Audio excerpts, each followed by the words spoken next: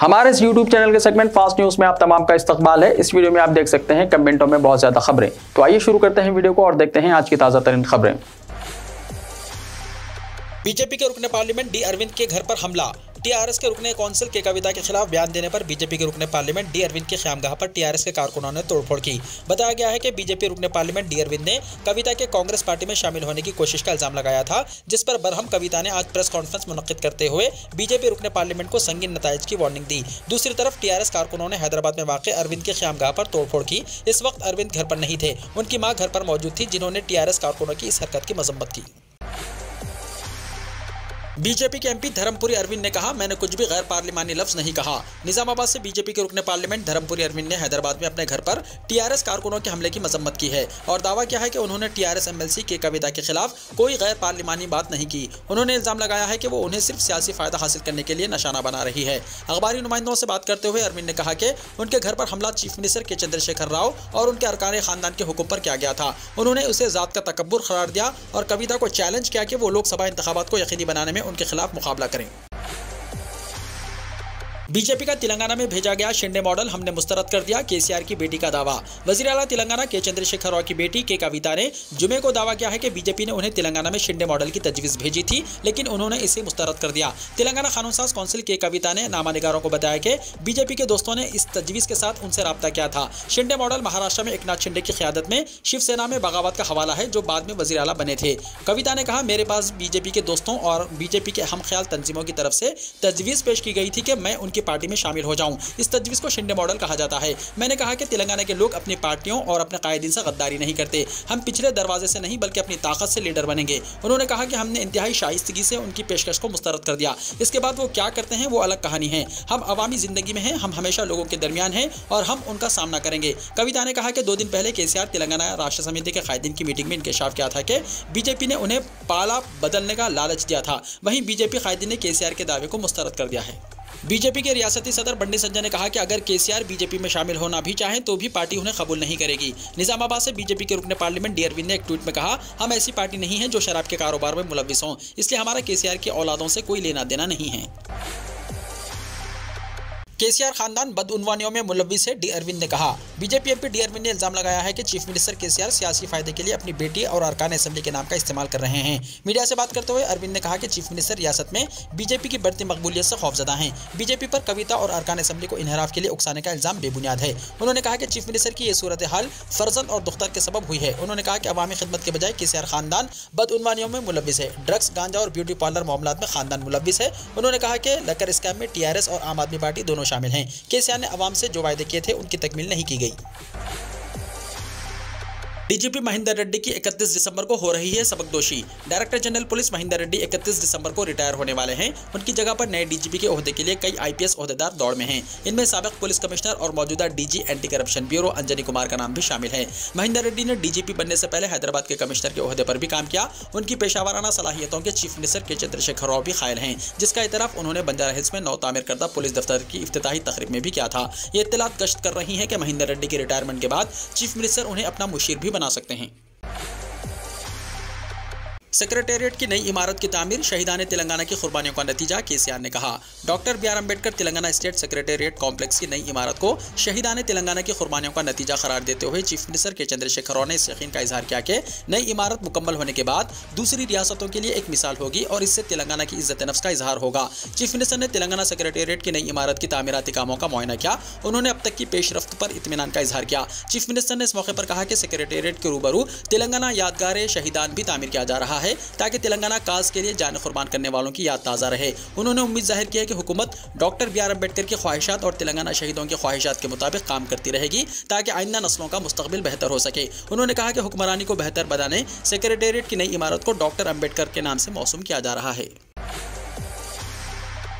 Secretariat की नई इमारत 150 से 200 साल तक कारामद होगी, केटीआर ने कहा। रियासती वजीर केटी रामाराव ने कहा कि असरी सहूलतों से लैस जदीद सेक्रेटेरिएट का जल्द इफ्तिताह किया जाएगा। केटीआर ने एक ट्वीट करके कहा कि डॉक्टर अम्बेडकर से मौसूम जदीद सेक्रेटेरिएट को आइंदा 150 से 200 साल तक बरकरार रखने के लिए तामीर किया जा रहा है। हैदराबाद से अगवा 14 महीने का बच्चा वखाराबाद रेलवे स्टेशन से हुआ बरामद। 2 खवातीन हुई गिरफ्तार। 14 महीने के बच्चे का अगवा करने वाली 2 खवातीन को हुमायूं नगर पुलिस ने गिरफ्तार कर लिया। शबाना बेगम नामी खातून PVNR एक्सप्रेस वे के नीचे 6 नवंबर को अपने दोनों बच्चों के साथ सो रही थी कि उनके एक बच्चे का अगवा कर लिया गया था। पुलिस ने अगवा कुनिंदगान की गिरफ्तारी और उनके पास से बच्चे को बहिफाजत बरामद करने के लिए खुसूसी टीमें तश्कील दी थी। करीब 200 CCTV कैमरों का जायजा लिया गया, जिससे पता चला कि अगवा कुनिंदगान वखाराबाद की तरफ गए हैं। पुलिस ने वखाराबाद रेलवे स्टेशन पहुंचकर बच्चे को उन खवातीन के कब्जे से आजाद करवा लिया और उन दोनों खवातीन की गिरफ्तारी अमल में आई। मुलजिमीन के नाम 39 साला S दास्तम्मा और M लक्ष्मी बताए गए हैं। इन दोनों का ताल्लुक जिले वखाराबाद के मोमिनपेट से बताया गया है।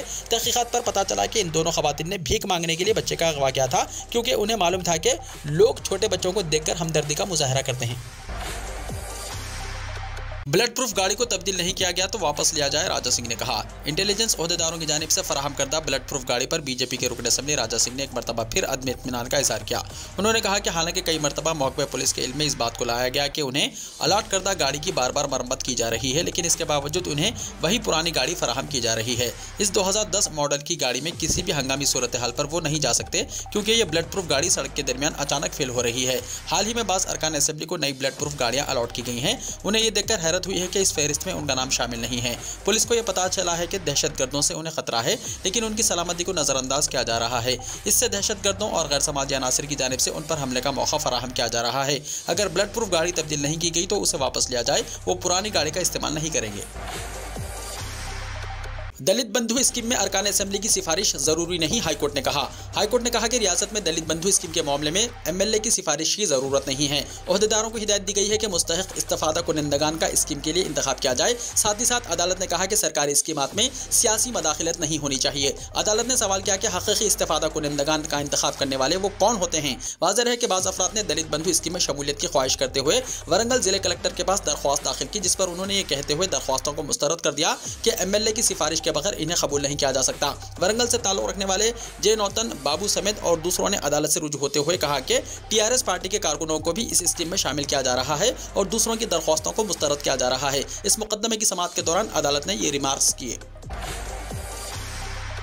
दिसंबर तक सड़कों की मरम्मत के काम मुकम्मल कर लिए जाएं, ओहदेदारों को चीफ मिनिस्टर के चंद्रशेखर राव की हिदायत। चीफ मिनिस्टर चंद्रशेखर राव ने जारी साल दिसंबर के दूसरे हफ्ते तक सड़कों की मरम्मत का काम मुकम्मल कर लेने की ओहदेदारों को हिदायत दी। उन्होंने रियासत में सड़कों की हालत को बेहतर बनाने, सड़कों की तामीर और मरम्मत के सिलसिले में प्रगति भवन में एक मीटिंग तलब की, जिसमें रियासती वज़रा और आला ओहदेदार शरीक थे। चीफ मिनिस्टर ने रियासत में सड़कों की हालत को बेहतर बनाने, सड़कों को दुरुस्त हालत में रखने के लिए किए जाने वाले इक़दाम, तबाहशुदा सड़कों की वक्तन फ़वक्तन मरम्मत और इंतज़ामी इस्लाहात के तौर पर काम के मियार को बेहतर बनाने का जायजा लिया। चीफ मिनिस्टर ने कहा कि में इमारत व शवारे में काम को मज़ीद बेहतर बनाने के लिए तकर्रुरात किए जाएंगे। चीफ मिनिस्टर ने कहा कि हर 5 या 6 असेंबली हल्कों के लिए एक SE को यकीनी बनाया जाए। चीफ मिनिस्टर ने हिदायत दी है कि दिसंबर के दूसरे हफ्ते तक सड़कों की मरम्मत का काम मुकम्मल कर लिया जाए। तेलंगाना के 21% स्कूलों में गर्ल्स के लिए टॉयलेट्स दस्तियाब नहीं, मरकजी वजारत तालीम के सर्वे में हुआ इंकिशाफ। कानून हक़ तालीम के तहत स्कूलों में तलबा के लिए टॉयलेट्स की तामीर को लाजमी करार दिया गया है, लेकिन तेलंगाना में 21% स्कूल ऐसे हैं जहां लड़कियों के लिए अलहदा टॉयलेट्स नहीं हैं। मुल्क में सरकारी स्कूलों पर सर्वे में यह इंकिशाफ हुआ है कि लड़कियों को टॉयलेट्स फराहमी के मामले में तेलंगाना दीगर बाज़ रियासतों से बेहतर है, लेकिन आबादी के एतबार से तेलंगाना के मुजाहरे को इत्मीनान बख्श नहीं कहा जा सकता। सर्वे के मुताबिक हर 5 स्कूलों में एक स्कूल टॉयलेट की सहूलत से महरूम है। 21.2% स्कूलों में तालिबात के लिए अलहदा टॉयलेट्स नहीं हैं। 17.2 स्कूल ऐसे हैं जहां सिरे से टॉयलेट्स नहीं हैं। मुल्क की बड़ी रियासतों के मुकाबले में तेलंगाना का मुजाहरा मायूसकुन है। उस्मानिया बिस्किट दुनिया का पहला बिस्किट जिसको शाही सरपरस्ती हासिल रही। उस्मानिया बिस्किट दुनिया का पहला बिस्किट है जिसको शाही सरपरस्ती हासिल रही। ये जायकेदार बिस्किट पसंदीदा स्नैक में शुमार किया जाता है। समाजी जहदकार और मौर्रिख कैप्टन पांडु रंगा रेड्डी ने उस्मानिया बिस्किट की शुरुआत के बारे में बताया कि मुल्क के तारीखी उस्मानिया जनरल हॉस्पिटल का एक दिन हुजूर निज़ाम नवाब मीर उस्मान अली खान बहादुर ने दौरा किया। उस वक्त दिन के 4 बजे थे। उन्होंने दवाखाने में ज़ेर इलाज मरीजों और उनके साथ रहने वालों से दरियाफ्त किया था कि क्या उन्हें वक्त पर खाना दिया जाता है, जिस पर मरीजों ने उन्हें बताया था कि सुबह में दूध और नाश्ता दिया गया और दोपहर में लंच दिया गया। हुजूर निज़ाम ने 4 बजे स्नैक्स के तौर पर मरीजों को बिस्किट देने की उस्मानिया हॉस्पिटल की इंतजामिया को हिदायत दी।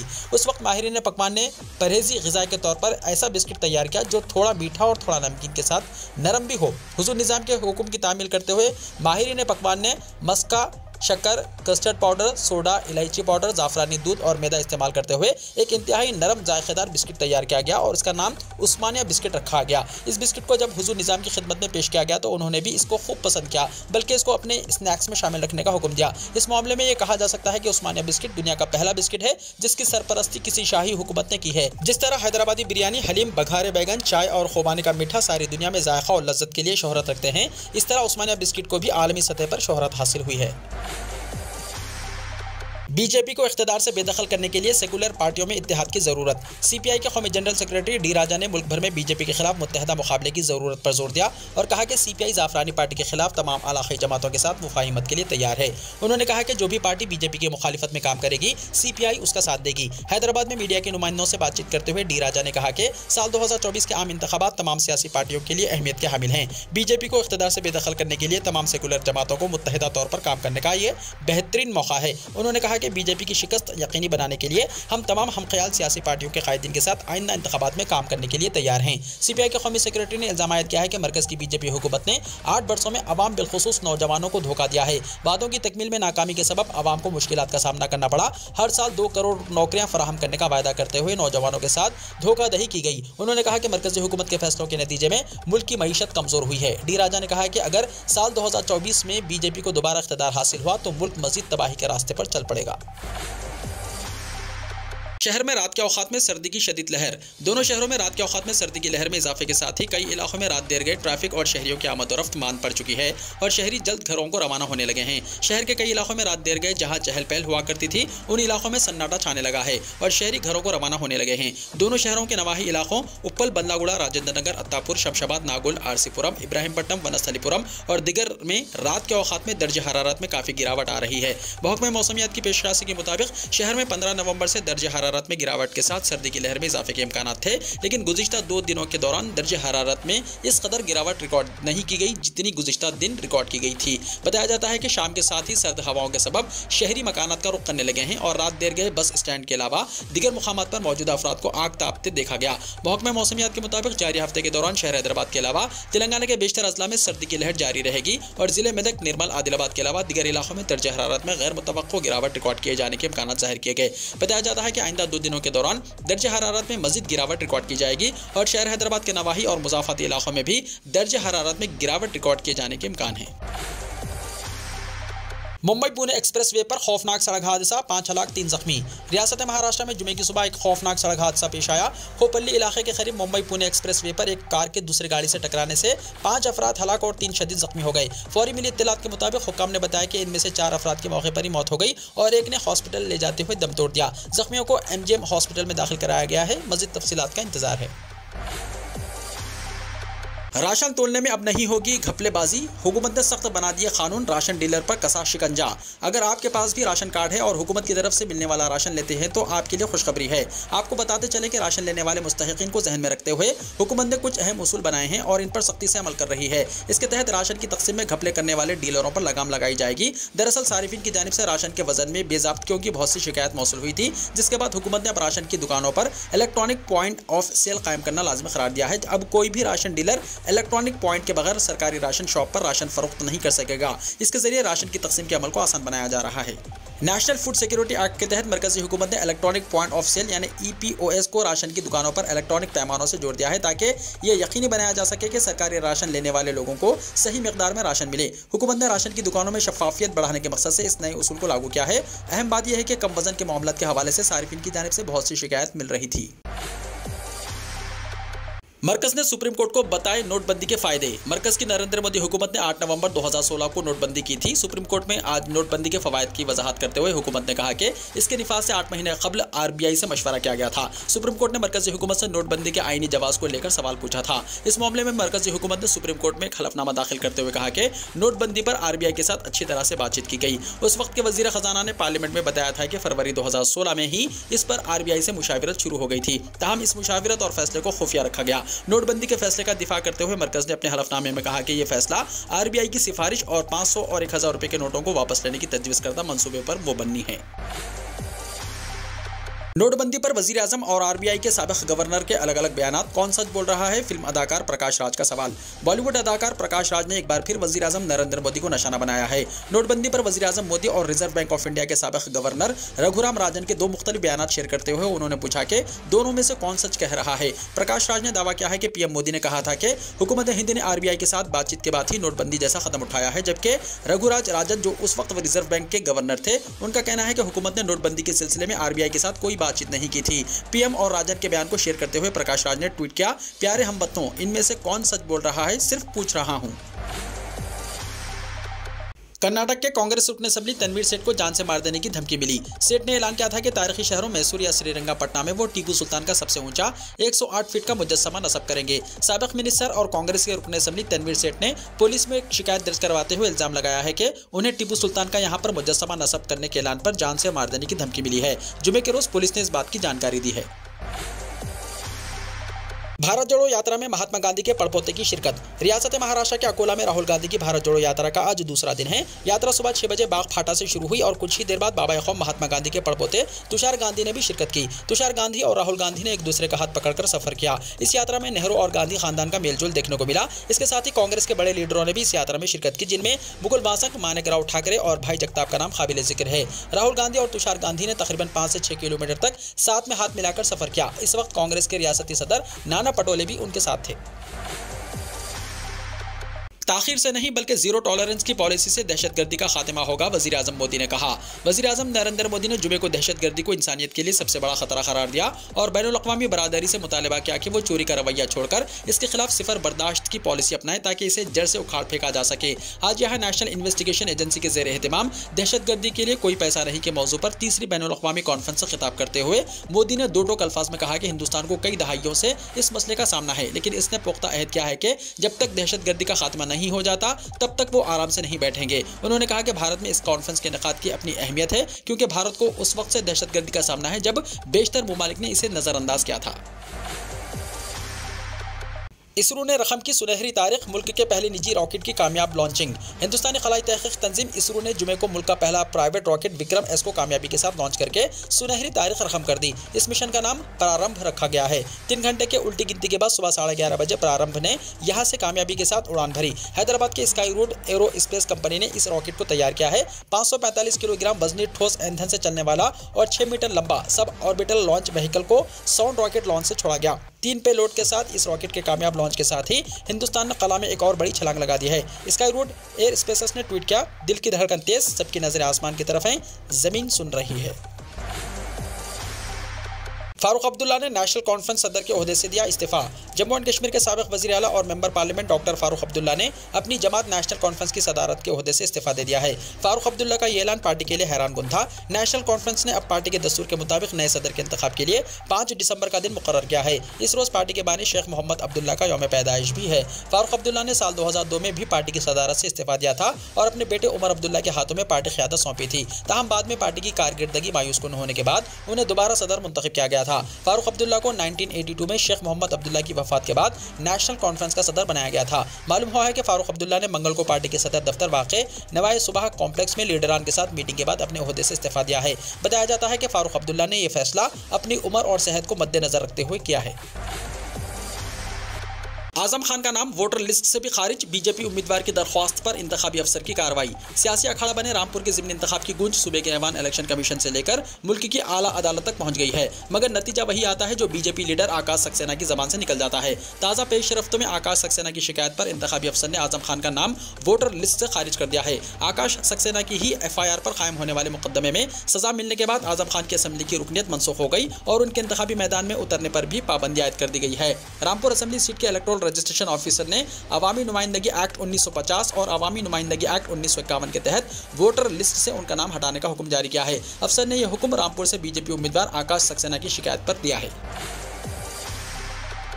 अमेरिका की पहली खातून स्पीकर नैन्सी पेलोसी का मुस्तफी होने का ऐलान। अमेरिकी ऐवान नुमाइंदगान की पहली खातून स्पीकर नैन्सी पेलोसी ने डेमोक्रेटिक पार्टी सरबराह के ओहदे से दस्तबरदार होने का ऐलान कर दिया है। नैन्सी पेलोसी ने जुमेरात को अपनी तारीखी मुद्दत मुकम्मल कर ली और ऐलान किया कि वो सिर्फ एक रुकन की हैसियत से काम जारी रखेंगी। नैन्सी पेलोसी ने ऐलान किया है कि वो जनवरी में ऐवान में रिपब्लिकन्स के कंट्रोल संभालने पर ओहदा छोड़ देंगी। अब वक्त आ गया है कि नई नस्ल डेमोक्रेटिक की क़यादत करे। ये पहले से ही तवक्को की जा रही थी कि वस्त मुद्दत इंतखाबात के बाद नई कांग्रेस की तश्कील होते ही वो अपना ओहदा छोड़ देंगी। रियाज के होटल्स बुकिंग रिकॉर्ड सतह पर बुलंद। सऊदी अरब में जब से सयाहत की तरक्की के लिए विजिट और सयाहती वीज़ों के इजरा में इजाफा और आसानियां पैदा की गई हैं, तब से मुमलिकत में उमूमन और रियाज शहर में खुसूसन सयाहों की आमद में बेहद इजाफा हुआ है। इस सिलसिले में होटल मैनेजमेंट से मुताल्लिक तज्जिया करने वाली global hospitality firm Smith travel research का कहना है कि रियाज में होटल इंडस्ट्री की बेहतर कारकर्दगी का सिलसिला जारी है और अक्टूबर में कमरों की बुकिंग मार्च 2022 के बाद भी बुलंद तरीन सतह को छू रही है। वीडियो को लाइक शेयर कीजिए और हमारे इस YouTube चैनल को सब्सक्राइब करते हुए इसके बेल आइकॉन को भी प्रेस कर लीजिए ताकि ऐसी ही ताज़ा तरीन खबरें आइंदा भी आपको मिलती रहें।